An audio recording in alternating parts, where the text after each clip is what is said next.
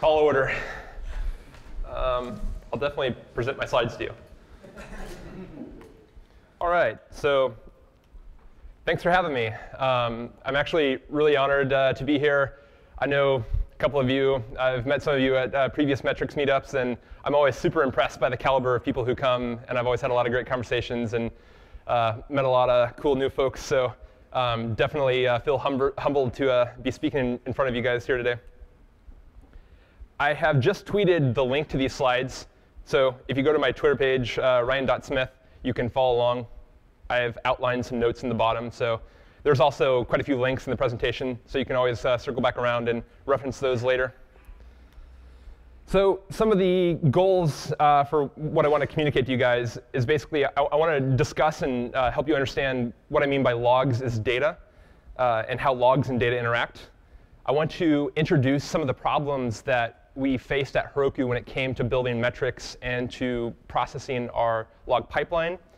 I want to demonstrate I want to introduce what L2Met is and demonstrate how it works and how we use it.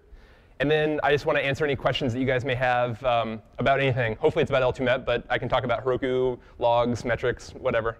And of course, I'll be around for a while afterwards, drinking some of the brews that they've provided here. So yeah, so let's start things off. Logs.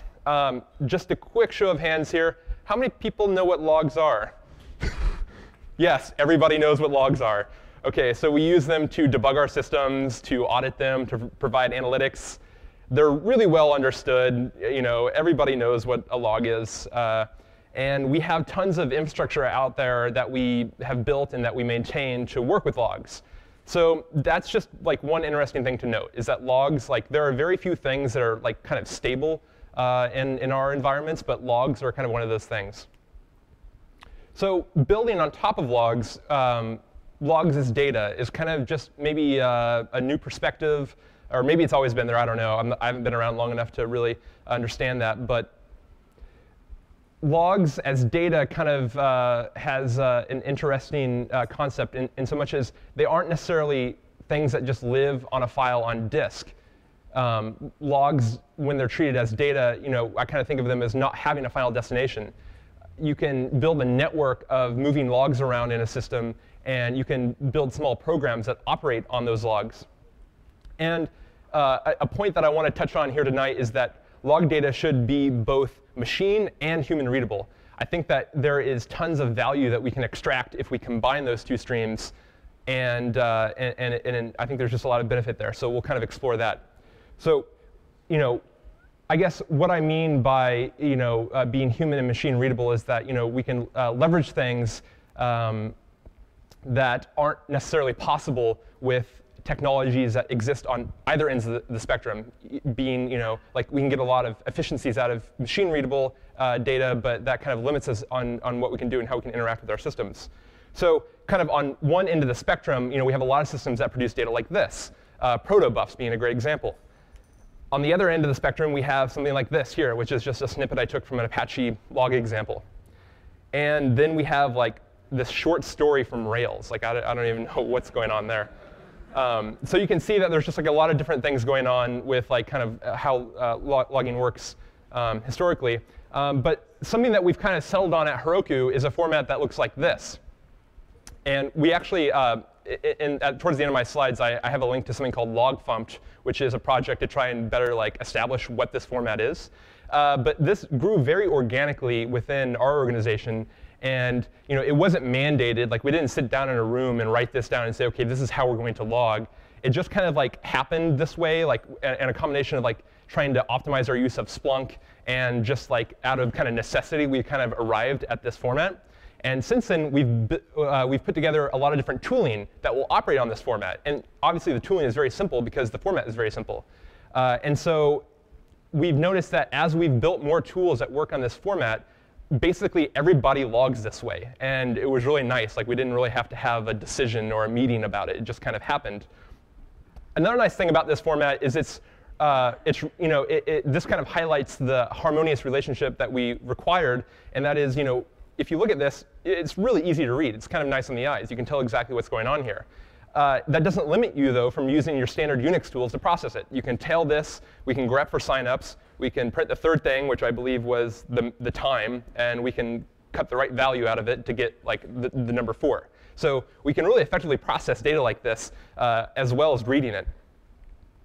Another nice thing that we can get from this type of format is we have all of our metrics now embedded into our logging. So if you guys are using Papertrail or Splunk or one of these log aggregation tools, and you're like hunting down a weird problem, like say user 1 like kept opening support tickets because they said they couldn't check out or something, you can kind of like sift through the logs to see like how they stepped logically through the program.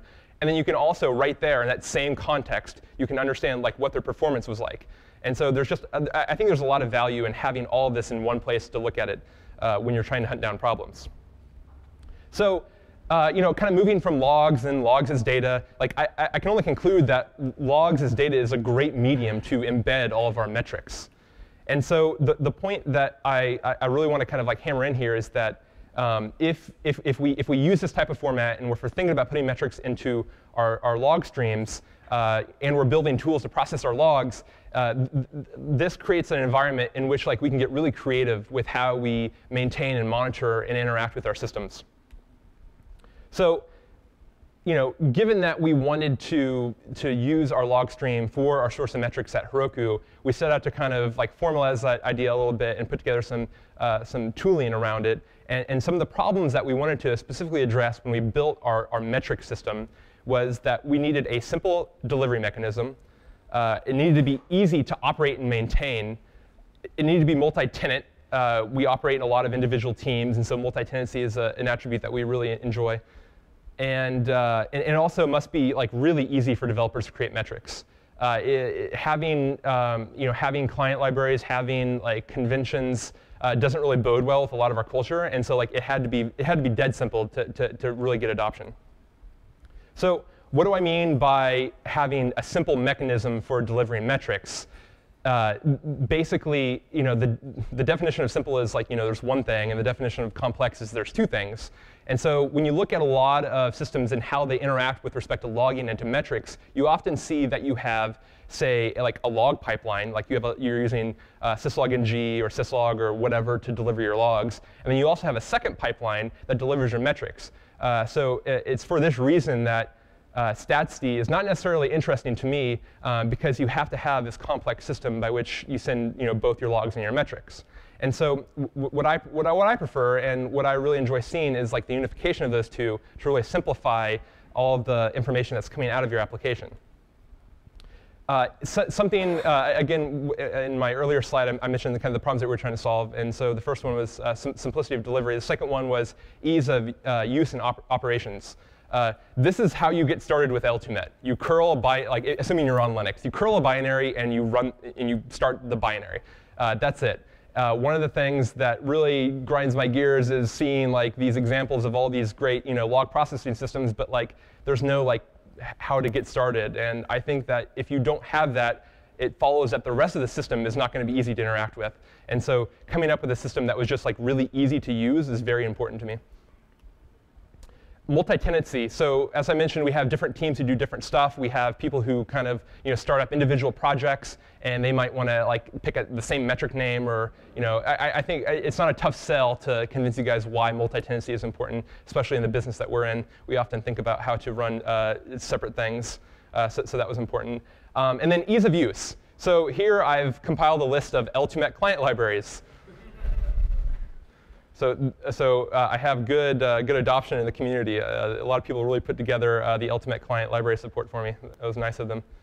So if you squint your eyes a little bit at that last slide, I'm just asking people to write hello world programs. So kind of by definition, the barrier to entry cannot be lower, assuming that you learned how to write the hello world program of the language that you're using. So and just to reiterate, like highlighting on making it easier for developers to use this type of tooling is really important because we all want better metrics and operational robustness out of our systems, and the best way to do that is to really engage with the people who are writing and developing the systems and having them start producing metrics from the beginning. And we saw this really interesting, after studying a lot of the empirical evidence, we saw a really interesting relationship. So on the x-axis here, is we're measuring ease of use, and on the Y, we're measuring adoption. And so we found out that if you make it really easy to use, a lot of people will use it. So it's really important to make sure that these tools are just really friendly and easy to use. So how does L2Met work? This is like the basic algorithm here. So we receive and extract metrics from our log data using like kind of the logs as data structured log approach. We store the data that we extract out of the log line into a data structure called a bucket, and we hold it in memory for a configurable period of time. So if you want your metrics to be aggregated by the second, it'll sort for 1 second, or by the minute. It's configurable by, as we'll see here in a few minutes, I'll show you how to configure that. And then we turn the buckets into values and metrics. So we essentially just have a bucket full of numbers, and then we can compute statistical functions on that bucket. And then finally, we can outlet them to Librado and Graphite. So what L2Met does is it kind of processes stuff in real time, and then it relies on other systems for like the long-term storage and trending of the data. And again, that's something that was also really important to us, is that we had a nice composable tool chain. We didn't want the monolithic system that did everything for everybody. So L2Met is fairly short in terms of design and what it does. So I wasn't being like completely honest when I said that all you have to do is print F. To get stuff into L2Met. Obviously, you have to travel over a network and you have to deliver data. And so this topic, while sometimes controversial, is the topic that we actually landed on. And that is, we do a lot of our log delivery at Heroku via HTTP. So what you see here is a HTTP request that goes into L2Met. And so you can see here that we're posting to the logs path. We have a host here. We have authorization, which is nice. HTTPS makes it quite easy to do authentication, as opposed to the TLS. You have to maintain client-server certs and so forth. And then in the body of the request, you can see that I just used a length-delimited RFC 5424, I believe, defined protocol. So this is just the data that you would see coming out of syslog, for instance. So as I said, HTTP is maybe not necessarily always associated with logging data. But again, one of the nice things you get about it, in addition to having authentication just kind of work out of the box, is you have the ability now to load balance. So you can actually put L2Met behind an ELB if you're on an EC2 or whatever load balance you're using, and you can scale out your log processing operations really easy using technology that you're probably already familiar with. So the ability to scale this guy out horizontally is at hand. And then we also have a lot of tooling to help convert our log data, our app data, into this HTTP RFC format. And this is kind of a bonus here, but LogShuttle is a program that we've worked on internally. And this is how it works. You basically can connect up like an application or a process. You can connect its output, its standard out, to a socket and connect LogShuttle to that socket, and it'll handle all the delivery for you.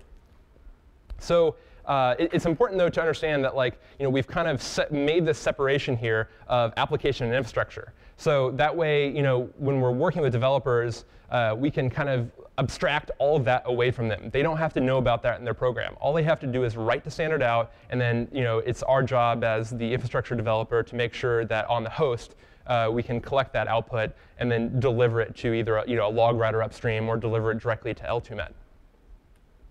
So more information about that, I put together a web page for this. So feel free to browse the source and understand exactly what its purpose is. But once LogShuttle has taken the data, what it does is it sends it to an L2Met endpoint. So this is presumably behind a load balancer or something. But this is just the L2Met process. It starts up an HTTP receiver, and you'll send the data to a URL that looks like this.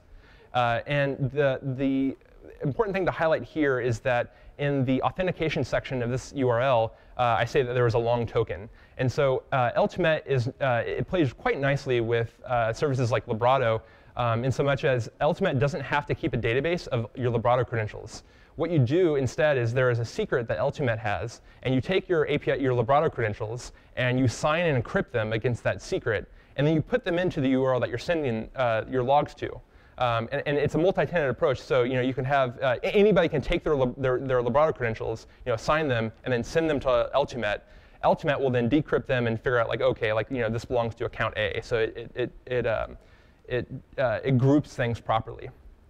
And as I mentioned before, you can tune the resolution for how long data stays in memory just by adding a query parameter.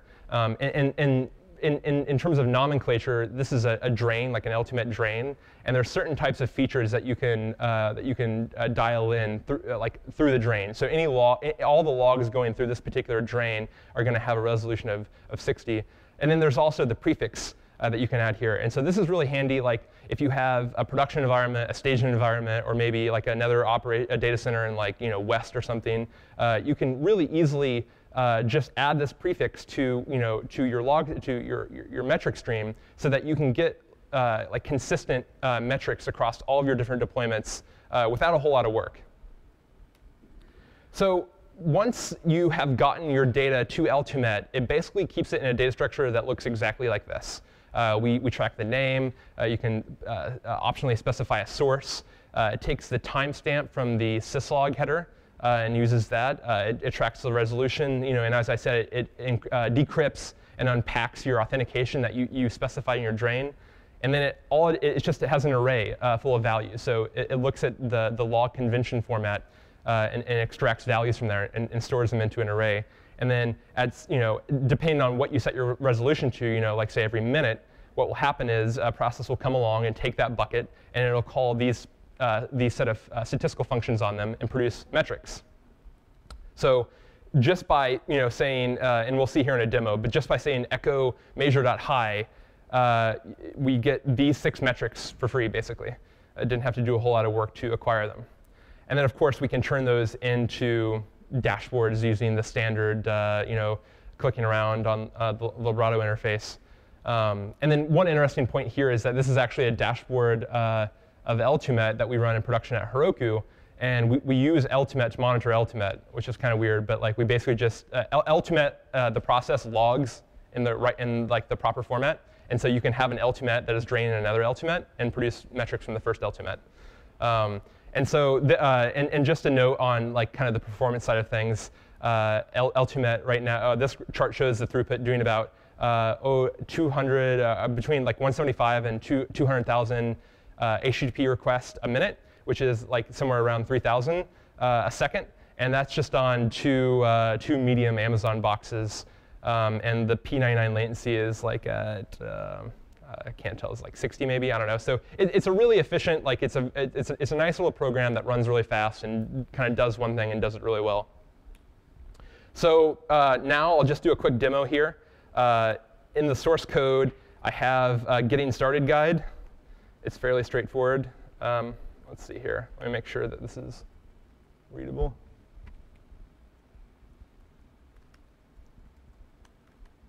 Oh, actually, yeah. So before I do a demo, I'm going to make I decided this would be a good idea. I have a small program here that I'm going to sacrifice to the demo gods. OK, cool.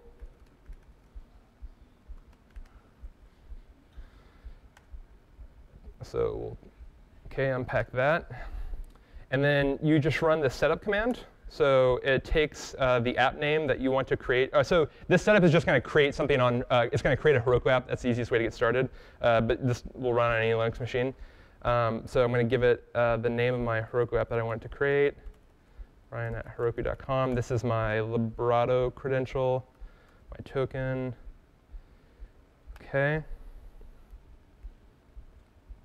Yeah, so it's just using, setup is just a very simple bash program. You can read what it does. It just like creates a Heroku app for you and sets a secret config var that we can use to do all of our encryption.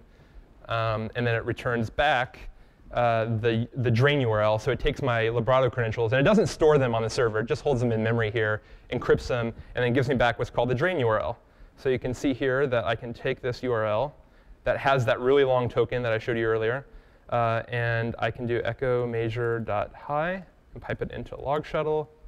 And we're going to say that the logs URL is equal to this guy. And I'll add a resolution on there of 5. OK, cool. So that must have worked. Give it some time. Oh, I made the sacrifice. Let's try this.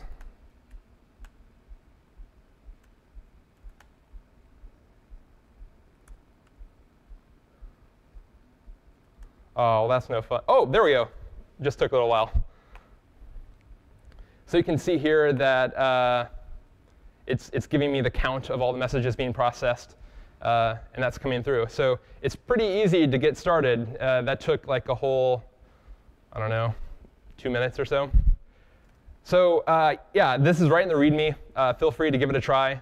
One thing that's cool too, if you have a Heroku app, you can spin up your own L2Met, and you can take your drain URL that you have, and you can say Heroku drains add, and then put in that drain URL, and then it'll automatically process like the router logs, say, and you can get metrics for all of your Heroku HTTP requests, stuff like latency and connect times and such. So it has a really nice out-of-the-box experience. So let's go back here. Right, so just a kind of a meta point like on L2Met. It's written in Go. It's about a year old. It started kind of as a weekend project. Actually, I remember sitting like upstairs when they first opened the Heavy Bit office, like on a Saturday, and I think my wife was out of town or something. And I remember banging out the first version. And then it turns out that people really enjoyed using it at Heroku internally, and then it kind of grew from there. It's something that we really rely on now. So it's fairly mature, and it's gotten a lot of good use, and it kind of works well. But I'm definitely interested. Like, this is kind of like the first time that I've told anybody outside of Heroku about it. I may have like tweeted it a couple of times, but I haven't really like shared it. So this is kind of the title of the talk was announcing L2Met. So this is kind of the first time that I'm getting out there in front of other people. So I'm definitely interested in sharing it with the community and taking pull requests and making it better and improvements and such. It's been a really fun project to work on. So if any of you guys have got like a Nick, I know Go is kind of a popular thing these days. So if you're interested in hacking on an open source Go project, I'll definitely help you get bootstrapped. So come and find me anytime. But that's it. So yeah, thank you very much for your time. I've listed here a set of links. Like a lot of the stuff that I presented here is not stuff that I made up. I've basically just been following different trends in different communities and put together, put all of those kind of thoughts into one project here and coalesce them all. But I would encourage you to take a look at any one of these things. There's tons of good information out there. So thanks again.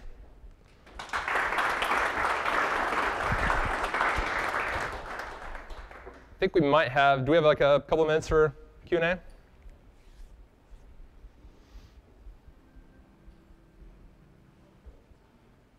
Any questions? Nope.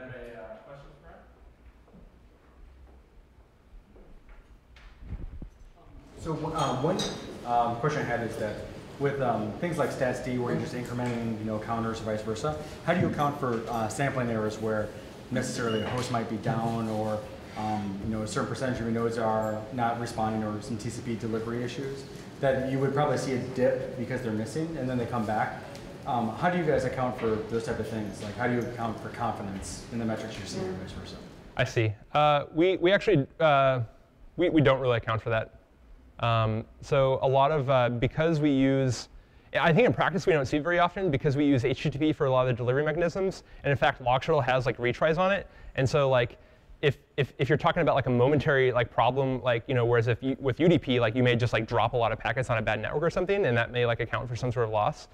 With HTTP, we don't really run into that problem because we have a fair amount of retry logic on our system. But not the delivery, but maybe the nodes actually reporting to it. Like maybe they're overloaded, they're squashed, or vice versa. The servers die.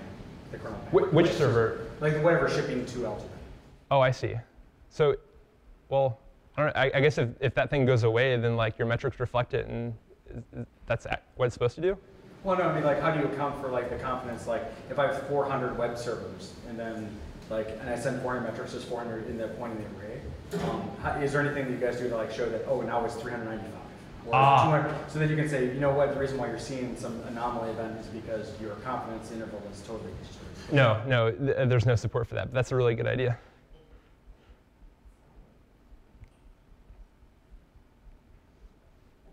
Cool. All right. Well, yeah. Thanks a lot for your time.